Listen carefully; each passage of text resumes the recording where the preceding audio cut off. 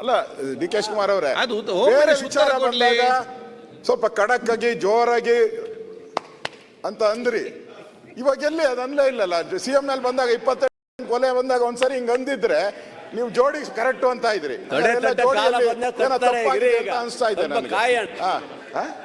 ಆಯ್ತು. ಗೃಹ ಸಚಿವರು ಈ ವಿಚಾರದಲ್ಲಿ ನಾವು ಸರ್ಕಾರ ಜೊತೆಯಲ್ಲಿ ಮಾನ್ಯ ಅಧ್ಯಕ್ಷರೇ, ಇಂಥ ವಿಚಾರಗಳು ಬಂದಾಗ ತಾವು ಭಾಳ ಜೋರಾಗಿ ಮಾತಾಡ್ತೀರಿ. ನಾವು ಸರ್ಕಾರ ಅಷ್ಟೊಂದು ಹೆಲ್ಪ್ಲೆಸ್ ಆಗಿದೆ ಅಂತ ತಿಳ್ಕೊಂಡಿದ್ದೀರಾ ನೀವು?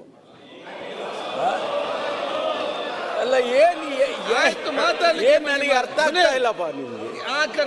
ನನಗೆ ನಿಮಗೆ ಅರ್ಥ ಆಗ್ತಾನೆ ಇಲ್ಲ ನೀವು ಈ ರೀತಿ ಹೇಳೋದು. ನೋಡಿ, 48 ಗಂಟೆ ಆಗಿದೆ ಸ್ಟೇಟ್ಮೆಂಟ್ ಕೊಟ್ಟು 48 ಗಂಟೆ ಆಗಿದೆ. 48 ಗಂಟೆ 48 ಅವರ್ಸ್. ನೋಡಿ, ನೀವು ಗೃಹ ಸಚಿವರಾಗಿದ್ರಿ, ಕೆಲಸ ಮಾಡಿದಿರಿ, ಸರ್ಕಾರದಲ್ಲಿ ಬಹಳ ಪ್ರಭಾವಿ ಗೃಹ ಸಚಿವರಾಗಿ ಕೆಲಸ ಮಾಡಿದಿರಿ. ಅಲ್ಲ, ನಂಬರ್ 1 ಗೃಹ ಸಚಿವರು ಹೆಂಗ್ ಆಕ್ಷನ್ ತಗೋಬೇಕಿತ್ತು? ಆಯ್ತು, ದೇಶದ ನಂಬರ್ 1 ಗೃಹ ಸಚಿವ ಹೆಂಗ್ ತಗೋಬೇಕಿತ್ತು? ವಿತಿನ್ ಮಿನಿಟ್ ಅಲ್ಲಿ ಅದು ಅಪ್ಲೋಡ್ ಆದ ತಕ್ಷಣ ತಗೋಬೇಕಿತ್ತು. ಅವಾಗ ನಿಮ್ಮ ನಂಬರ್ 1 ಅಂತಿದೆ. ಈಗ ಎಷ್ಟು ನಂಬರ್ ಹೇಳ್ಬೇಕು ನಾವು? ಸುನಿಲ್ ಅವರು, ನೀವೇನೇ ಹೇಳಿದ್ರು ನಾನೇನು ಉದ್ವೇಗಕ್ಕೆ ಒಳಗಾಗೋಲ್ಲ, ಆಯ್ತಾ? ಆ ವ್ಯಕ್ತಿಯನ್ನ ದೊಡ್ಡವನ್ ಮಾಡೋದು ಬೇಡ. ಆ ವ್ಯಕ್ತಿ ಮೇಲೆ ಈಗಾಗಲೇ 16 ಕೇಸ್ಗಳಿದ್ದಾವೆ. ನಾವು ಖಂಡಿತವಾಗಿ ಅವನಿಗಾಗಲೇ ಕ್ರಮ ತಗೋಬೇಕು ಅಂತ ಸೂಚನೆ ಕೊಟ್ಟಿದ್ದೇನೆ.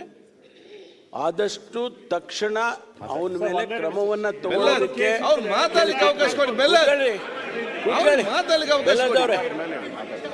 ಆದ್ರಿಂದ ಯಾರನ್ನ ಇಂಥ ವ್ಯಕ್ತಿಗಳನ್ನ ಸಮಾಜದಲ್ಲಿ ಬಿಡೋದಕ್ಕೆ ಸಾಧ್ಯನೇ ಇಲ್ಲ.